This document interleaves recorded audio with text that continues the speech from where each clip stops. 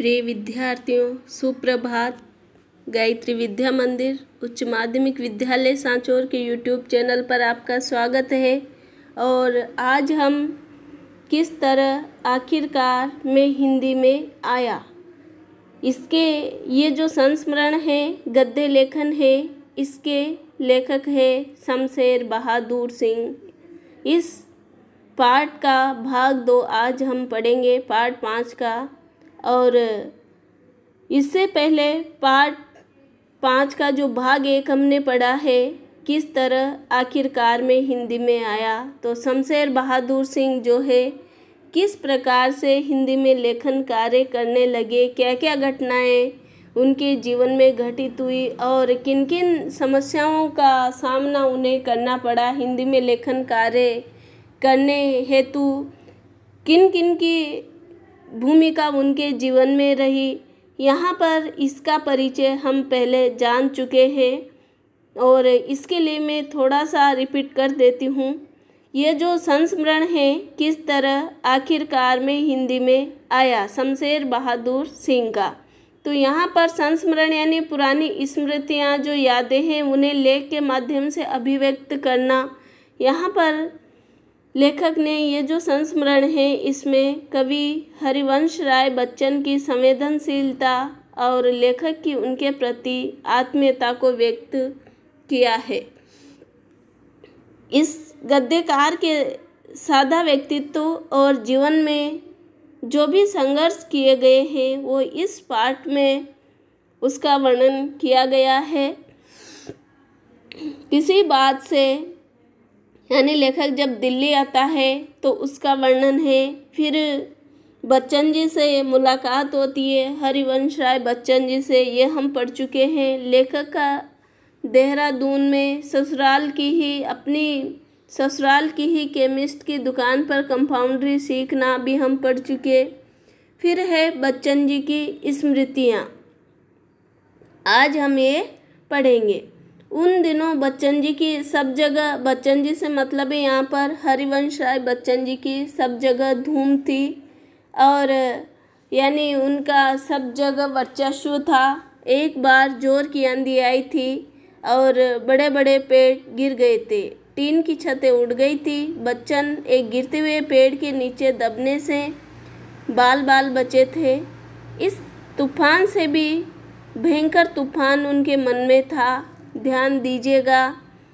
यहाँ पर तूफान आप जानते हैं कितनी तेज गति से आता है, लेकिन इससे भी अधिक प्रबल तूफान उनके जीवन में था। कैसे, पंक्ति का आज से स्पष्ट कीजिए। उनकी पत्नी आदर्शों और संघर्षों की युवा संगिनी यानी साथिनी थी, उसका देहावसान हो गया था। अर्थात उनकी पत्नी जो आदर्शों से युक्त थी और जीवन में अनेक संघर्ष किए, जो उनकी पत्नी थी, जीवन संगिनी थी, जीवन साथिन थी, उसकी मृत्यु हो गई थी। और बच्चन की कविता प्रबल झंझावत साथी इसी की अभिव्यक्ति है। तो यही सबसे बड़ा तूफान उनके जीवन में आया था, उनकी पत्नी की मृत्यु हो जाना। फिर इसी के साथ उन्होंने प्रबल झंझावत साथी नाम से कविता लिखी, इसी की अभिव्यक्ति है। बच्चन यानी हरिवंश राय बच्चन जी अपनी बात के धनी थे, जैसा कहते थे वैसा करते थे। उनका हृदय मक्खन से भी कोमल और संकल्प जो थे उनके, वो अत्यधिक फौलाद यानी लोहे जैसे कठोर अर्थात दृढ़ संकल्पित रहते थे। जो बात कहते थे वो अटल थी, प्राण जाए पर वचन न जाए, वो वाली बात है। एक बार रात के समय बच्चन को गाड़ी पकड़नी थी, हरिवंश राय बच्चन को। भयंकर बरसात थी, न कोई कूली थी, सामान ढोने वाला जो होता है उसे कूली कहा जाता है, न ही तांगा था। मेजबान ने बहुत रोका, मगर बच्चन ने बिस्तर कंधे पर रखा और सही वक्त पर स्टेशन पहुंच गए। यानी कि लेखक के जीवन में हरिवंश राय बच्चन आए और किस प्रकार से बच्चन जी ने भी अपने जीवन में कठिनाइयों को झेला, संघर्ष किया। और एक बार और बरखा की याद आ गई। बरखा यानी वर्षा ऋतु। देहरादून किसी नहीं, देहरादून में अधिक बरसात होती है उसके जैसी तो नहीं थी। और उसके बाद बरखा इलाहाबाद की गाड़ी पर पहुंचना था। बच्चन जी को रात का वक्त था। मेज़बान इसरार कर रहे हैं। मेज़बान किसे कहते हैं? आतिथ्य करने वाला। जिनके यहाँ पर हम अतिथि बन कर के जाते हैं वो मेज़बान कहलाता है। और इसरार करना यानी आग्रह करना। भाई इस वक्त कूली न तांगा कैसे जाओगे, सुबह तक रुक जाओ। मगर नहीं, बच्चन ने बिस्तर कंधे पर रखा और स्टेशन की तरफ रवाना हो गए। जहाँ पहुँचना था वक्त पर पहुँचे। इलाहाबाद मुझे बच्चन ही खींच कर ला सकते थे, यानी लेखक कह रहा है। कोई इस संभावना की कल्पना भी नहीं कर सकता था, मैं स्वयं भी नहीं। और उस पर मैं बच्चन को तब जानता भी कितना था, बराए नाम, यानी नाम के लिए ही जानता था, मैं स्वयं नहीं। मगर उस परिचय के जितने भी क्षण थे सटीक थे, वे थे मात्र क्षण ही। आजकल की तरह ही मैं बहुत कम कहीं आता जाता या किसी से मिलता जुलता था। तो यहाँ पर इसमें लेखक की जब हरिवंश राय बच्चन जी से मुलाकात होती है और बच्चन जी भी लेखक को किस प्रकार जीवन में संघर्ष करते हुए नज़र आते हैं, संघर्ष करते हैं, उसका भी वर्णन यहाँ पर किया गया है। मुझे इसकी कोई ज़रूरत सी न महसूस हुई। शायद ऐसा वहम मुझे था, जो वहम ही था कि मेरी निजी एकांत दुनिया में मेरे साथ चलने वाला कोई नहीं है। और क्यों हूँ, खैर ये 36-37-38 साल के थे, लगभग 36-37-36-38 साल के बीच में थे। जी हाँ, तो बच्चन जी ने मुझसे कहा तुम यहाँ रहोगे तो मर जाओगे, चलो इलाहाबाद और एमए करो। यानी लेखक की जब बच्चन जी से मुलाकात हुई तो बच्चन जी लेखक को यानी शमशेर बहादुर सिंह को भी इलाहाबाद ले जा कर के और एमए करवाना चाहते थे। एमए यानी बीए के बाद मास्टर ऑफ आर्ट्स की डिग्री होती है। हमारे दुकान पर बैठने वाले देहरादून के प्रसिद्ध डॉक्टर मुझसे कह रहे थे तुम इलाहाबाद जाएगा तो मर जाएगा। मगर मैं तो देख चुका था कि फेफड़े के मरीजों के लिए, गरीब गुरबा के लिए वह क्या नुस्खा लिखते थे। Calcium lactate 3 times a day। Calcium की लिखते थे दिन में 3 बार लेनी है। कैल्शियम लेक्टेट उन दिनों 2 आने में 1 आउंस आता था। अपने दिल में बेफिक्र था। तो देखिएगा, ध्यान दीजिएगा, यहाँ पर यह जो वहम शब्द आया है इसका अर्थ होता है भ्रम। गरीब गुरबा जो होते हैं यानी निर्धन लोग 3 times a day यानी एक दिन में 3 बार और आउंस का अर्थ होता है एक माप है।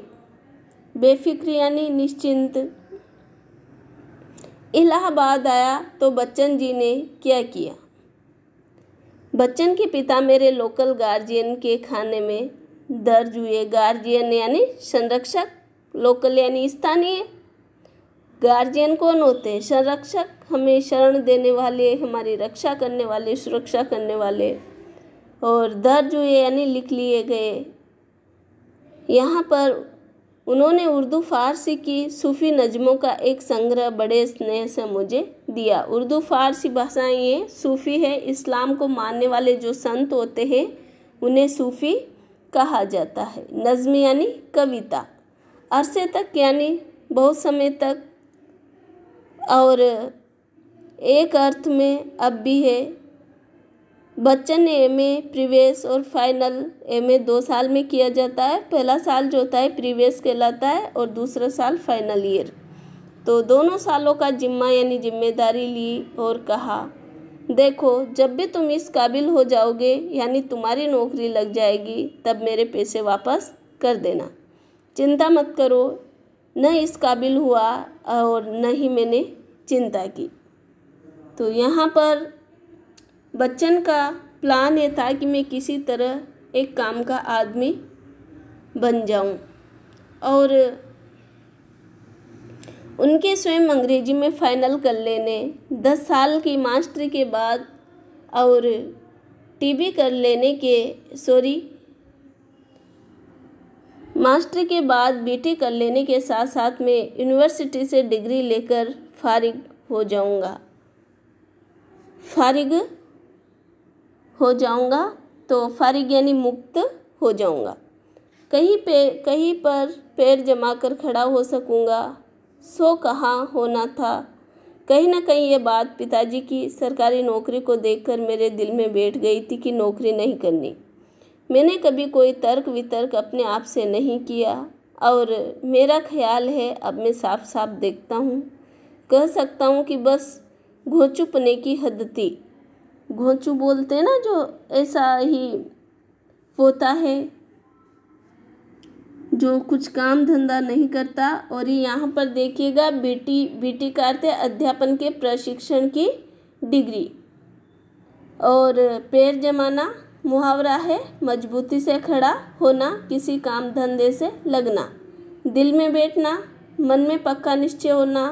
तर्क वितर्क होता है बहस करना, और घोंचूपन यानी विचारहीनता। प्लाइन यानी भागना, कॉमन रूम यानी सबके प्रयोग के लिए एक ही कमरा, फ्री यानी निःशुल्क।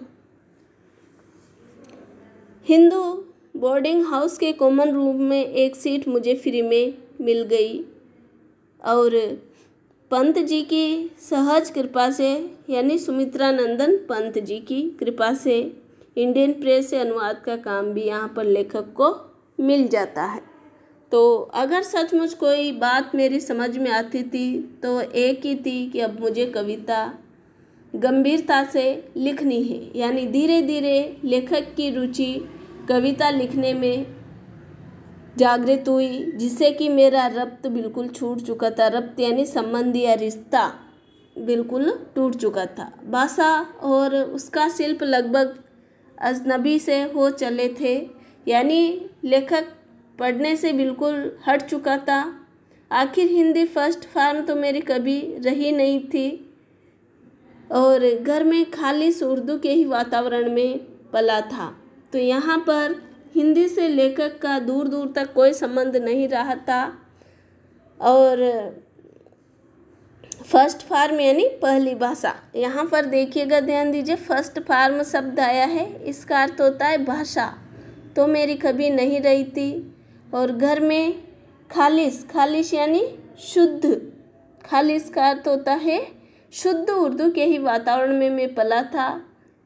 बीए में भी उर्दू ही एक विषय लिया था लेखक ने। गज़ल मेरी भावुकता और आंतरिक भावों का अपने तौर पर भली बुरी एक मौन साथिन थी। गज़ल गाया करते थे उर्दू फारसी में, जैसी भी कुछ थी अपनी थी, शायद विषय अंतर हो, मगर बच्चन मेरे जिस साहित्यिक मोड़ मेरे हिंदी के पुनर्संस्कार के प्रमुख कारण बने। यानी हिंदी के संस्कार किसने प्रदान किए लेखक को? बच्चन जी ने, हरिवंश राय बच्चन जी ने। उन्होंने ही लेखक को हिंदी पढ़ने के लिए प्रेरित किया और हिंदी में लिखने के लिए प्रेरित किया। मैं उसको यहाँ कुछ स्पष्ट करना चाहता हूँ। एक बार पहले भी सन 1933 में प्रवेश का इम्तिहान दिए बिना ही यूनिवर्सिटी छोड़कर जा चुका था। प्रवेश यानी जो पहला साल होता है पढ़ाई का, जैसे एमए प्रवेश, एमए का पहला साल। मगर तब तक कुछ रचनाएं सरस्वती और चांद में छप चुकी थी। सरस्वती ये जो है और चांद ये पत्रिकाओं के नाम हैं। बच्चन ने अबूदेबी पत्रिका में प्रकाशित मेरे एक सोनेट को पसंद किया था। यूरोपियन में लिखा गया एक छंद है सोनेट, अंग्रेजी में छंद को सोनेट कहते हैं, और वास्तव में खालिस सोनेट है, शुद्ध सोनेट है।